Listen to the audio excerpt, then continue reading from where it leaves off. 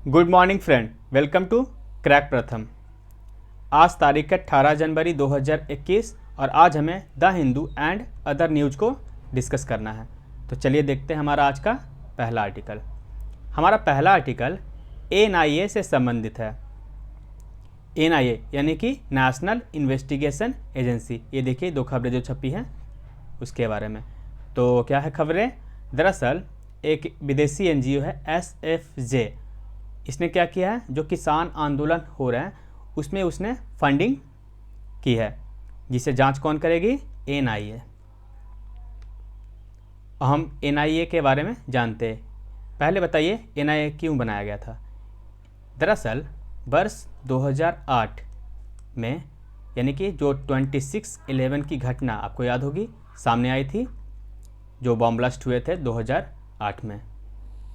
उसके बाद भारत सरकार को एक ऐसी जांच एजेंसी की ज़रूरत पड़ी जो पूरे भारतवर्ष में कहीं भी जांच कर सके। इसी को ध्यान में रखते हुए भारत सरकार ने नेशनल इन्वेस्टिगेशन एजेंसी को बनाया। इसके लिए वर्ष 2008 में इन्होंने एक एक्ट भी पारित किया और यह जो एनआईए बना वो कब बना? 2009 में। इसका जो मुख्यालय है वो आपका नई दिल्ली है और यह गृह मंत्रालय के प्रति रिस्पॉन्सिबल होता है। अभी जो इसके एग्जीक्यूटिव ऑफिसर्स हैं वो हैं आपके वाई मोदी।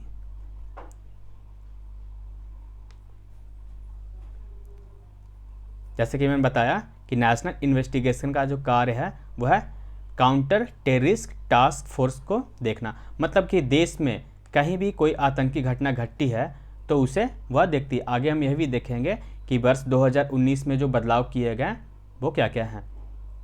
तो आपने ये देखा, देखिए जैसे कि मैंने बताया एजेंसी को 2008 में एक्ट बनाया गया था। कब? और ये पूरे संसद से पारित हुआ 31 दिसंबर 2008 को। इसका हेडक्वार्टर तो आपको पता है नई दिल्ली है, जबकि इसके जो रीजनल ऑफिसेस हैं वो आपके हैदराबाद में, गुवाहाटी, कोची, लखनऊ, मुंबई, कोलकाता, रायपुर और जम्मू में। ये देखिए बिल का जो आपका जो समरी है एक तरह से देख लीजिए आप। यहाँ पे इंट्रोड्यूस किया गया था इस बिल को। अब तो ये एक्ट है, एक्ट अमेंडमेंट एक्ट। तो 8 जुलाई 2019 को लोकसभा में इंट्रोड्यूस किया गया और ये पारित हुआ 15 जुलाई 2019 को। और जबकि यह राज्यसभा से पारित कब हुआ? 17 जुलाई 2019 को।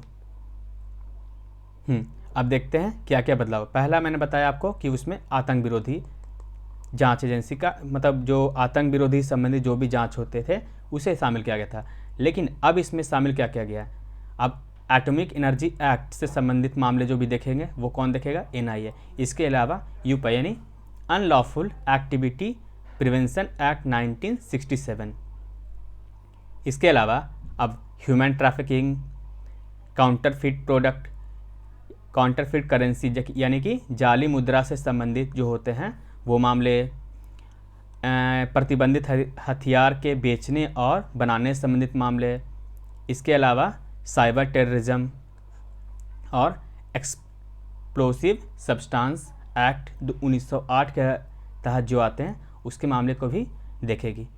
उसके अलावा जो बदलाव किया गया है ज्यूरिडिक्शन में, यानी कि जो एनआईए के जो ऑफिसर्स होंगे, एनआईए के ऑफिसर्स, अब उनकी जो शक्ति है वो सेम किसके बराबर होगी? पुलिस ऑफिसर्स के। यानी कि पूरे देश में यह अब एक पुलिस ऑफिसर के रूप में भी कार्य कर सकते हैं। जो नेक्स्ट बदलाव हुआ है वह यह हुआ कि ये जो एनआईए अब विदेशों में भी जांच कर सकती है। हाँ, जो चौथा बदलाव हुआ वो ये है कि पहले केंद्र सरकार एनआईए को ही मतलब स्पेशल कोर्ट बना देती थी कि आप किसी भी चीज़ का ट्रायल करें, मतलब जो भी घटना घटती है उसे जांच करने के लिए ट्रायल। लेकिन जो बदलाव हुआ है वो क्या हुआ कि अब सेशन कोर्ट, यानी जो सेशन कोर्ट है उसे भी सेंट्रल गवर्नमेंट जो है स्पेशल कोर्ट बना सकती है किसी मामले को जांच करने के लिए।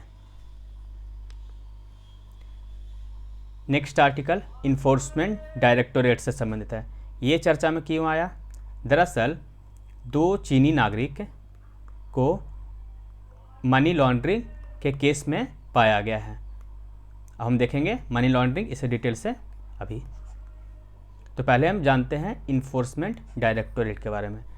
इन्फोर्समेंट डायरेक्टोरेट यानी कि प्रवर्तन निदेशालय। तो इसे कब बनाया गया था? 1 मई 1956 को, ये देखिए। और इसके जो मुख्य कार्य दो हैं, फेमा को देखना और पीएमएलए, यानी कि फेमा यानी कि फॉरेन एक्सचेंज मैनेजमेंट एक्ट 1999 तथा दूसरा prevention of money laundering act 2002। इसका जो मेन काम एंटी करप्शन को देखना है। इसका भी हेडक्वार्टर न्यू दिल्ली है और ये किस मंत्रालय के प्रति जिम्मेदार है? फाइनेंस मिनिस्टर के प्रति मिनिस्ट्री। और फाइनेंस मिनिस्ट्री के जो डिपार्टमेंट ऑफ यानी कि राजस्व विभाग हैं, डिपार्टमेंट ऑफ रेवेन्यू किसके अंदर है? मिनिस्ट्री ऑफ फाइनेंस, उसके प्रति यह जिम्मेदार, यानी कि जो पेरेंट एजेंसी इसकी है वो कौन है? Department of revenue. वैसे आप कमेंट में बताइए कि फाइनेंस मिनिस्टर के फाइनेंस मिनिस्ट्री के कुल कितने विभाग हैं? इसके जो एग्जीक्यूटिव है वह है संजय कुमार मिश्रा और एनआई के कौन है? बताइए, बताया ना मैंने आपको, वाईसी मोदी।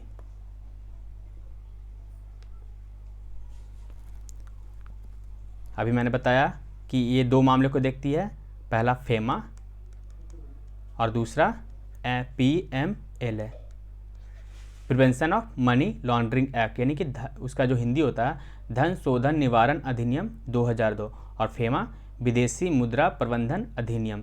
तो अभी जो चीनी नागरिक को पकड़ा गया और जांच के लिए, वो किसके तहत आ रहे हैं? ये धन शोधन निवारण अधिनियम 2002, यानी कि मनी लॉन्ड्रिंग एक्ट के तहत।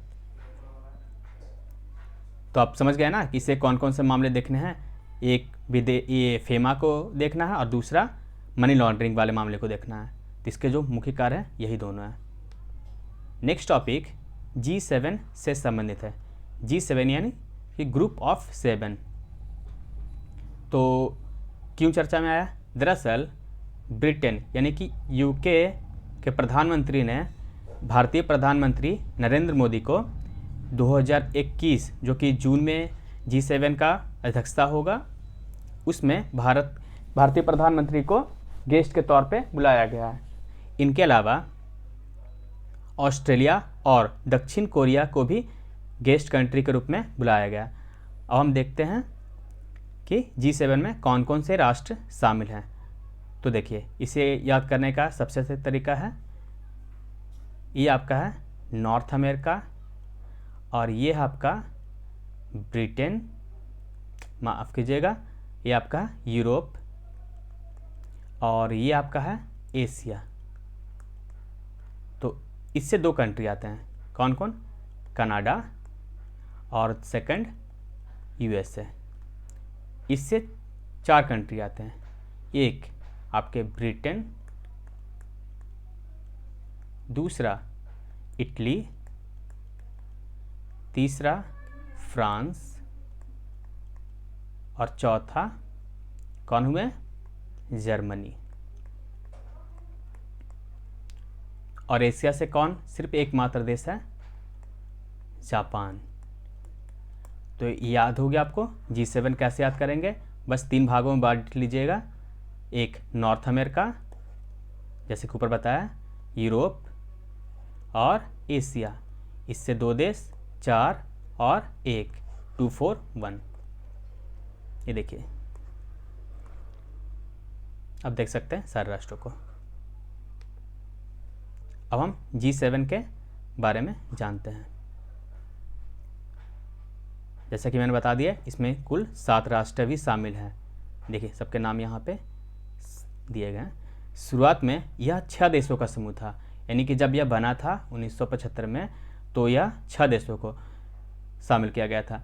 लेकिन वर्ष 1976 में इसमें क्या हुआ कि कनाडा शामिल हो गया, तो यह बन गया G7। और वर्ष 1998 में इसमें रूस भी शामिल हो गया, तो क्या बन गया ये? G8।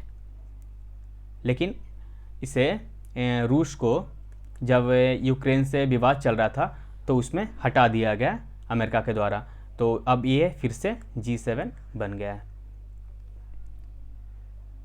इसमें प्रत्येक देश बारी बारी से इस समूह की अध्यक्षता करते हैं, यानी कि जो 7 राष्ट्र बारी बारी से अध्यक्षता करते हैं। इस बार कौन कर रहा है? यूके। 2 दिवसीय वार्षिक सम्मेलन की मेजबानी करता है। सम्मेलन में भाग लेने वाले में G7 राष्ट्रों के प्रमुख तो होते ही हैं, उसके अलावा अभी तो हमने गेस्ट देखा, उसके अलावा जो होते हैं यूरोपीय कमीशन और यूरोपियन काउंसिल के अध्यक्ष भी शामिल होते हैं। अब हम G7 की अर्थव्यवस्था का थोड़ा देखते हैं। ये देश दुनिया के सबसे अधिक औद्योगिक गतिविधियों वाले देश हैं, यानी कि जो औद्योगिक गतिविधि सबसे ज़्यादा होती है वो कहाँ होती है? इन्हीं G7 राष्ट्रों में। G7 का पहला शिखर सम्मेलन नवंबर 1975 में पेरिस के नज़दीक रैम्बोनी-लेट में आयोजित हुआ था। कहाँ पे? रैम्बोनी-लेट। वर्ष 2018 के एक आंकड़े के अनुसार G7 समूह के सदस्य देशों का जो वैश्विक निर्यात है उसमें इनका हिस्सेदारी 49% है, यानी कि पूरे विश्व में जो निर्यात उसका 49% अकेले ये G7 राष्ट्रों द्वारा किया जाता है। विश्व के GDP का जो हिस्सा है वो कितना है? 46%। और दुनिया के कुल धन के 58% का यह मालिक है। कौन? G7। औद्योगिक आउटपुट देखा जाए तो इसमें भी इसकी हिस्सेदारी 51% है तथा IMF के परिसंपत्तियों में 49% की हिस्सेदारी है। तो आप देख सकते हैं यह कितना बड़ा समूह है। हम यूके के मैप को भी देख लेते हैं, क्योंकि मैप से बहुत सारे प्रश्नों को पूछा जा रहा है। तो ये देखिए, चलिए आप मुझे बताइए कि ब्रिटेन और ग्रेट ब्रिटेन में क्या अंतर है? ज़्यादा अंतर नहीं है। ये देखिए, अगर आप पूरे मैप को देखेंगे तो इसे कहेंगे यूके या ग्रेट ब्रिटेन। ठीक, ये देखिए ग्रेट ब्रिटेन। लेकिन अगर हम सिर्फ इससे शामिल करते हैं, यानी कि आयरलैंड को अलग कर दें, तब यह सिर्फ बन जाता है इंग्लैंड। ये देखिए, यहाँ पे आपके फ्रांस हो गए, और ये जो है, ये जो चैनल आपको दिख रहा है, ये देखिए यहाँ पे, ये जो चैनल है इससे बोलते हैं इंग्लिश चैनल, इंग्लिश चैनल। और ये आपके नॉर्थ सी हैं, नॉर्थ सी। और इधर कौन सा है बताइए? ये देखिए अटलांटिक ओशियन है ना। और ये जो रेखा है वो 0 डिग्री प्राइम मेरिडियन है, यानी कि 0 डिग्री प्राइम मेरिडियन आपके लंदन से होकर गुजर रही। ये देखिए आपके लंदन कौन सी नदी पे है? टेम्स पे, ये देखिए। और इंग्लिश चैनल इस तरह से।